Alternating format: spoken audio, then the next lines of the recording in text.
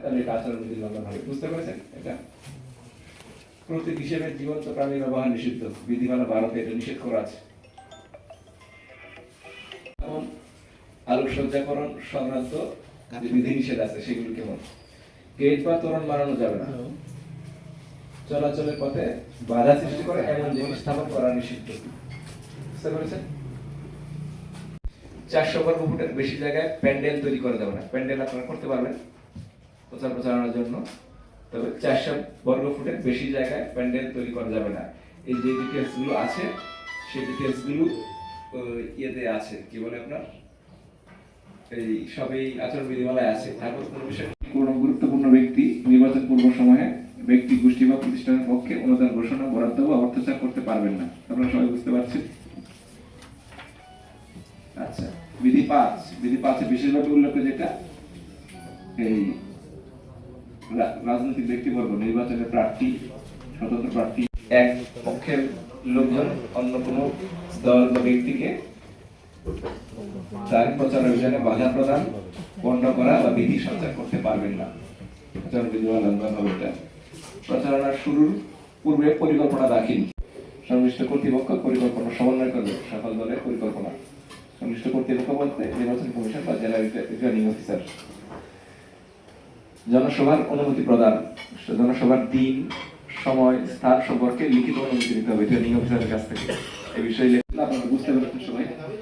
7 নাম্বারটা খুব ইম্পর্টেন্ট। বিধি 7, লিফলেট বা handbill, poster, festoon, banner, billboard ব্যবহার।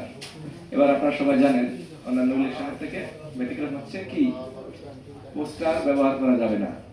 অন্যান্য ইলেকশন মূলত প্রচার প্রচারণা পোস্টার কেন্দ্রিকই হয়, এবার কোনো পোস্টার থাকবে না।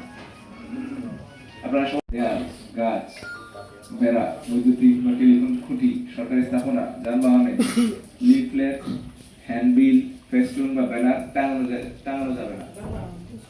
লিফলেট তো বুঝতে পারছেন, ছোট যেটা থাকে। হ্যান্ডবিল, ফেস্টুন বা ব্যানার এই কি বলে এটাকে আপনারা এই যে সমাবেশ হয় সেটা চিত্র ধারণের চেষ্টা করা হয় অনেক সময়, তাই না? ভোটের দিন তো এমনি নিষেধ, এমনিতে মিছিল করছেন বা জনসমাবেশ হচ্ছে, মিটিং হচ্ছে।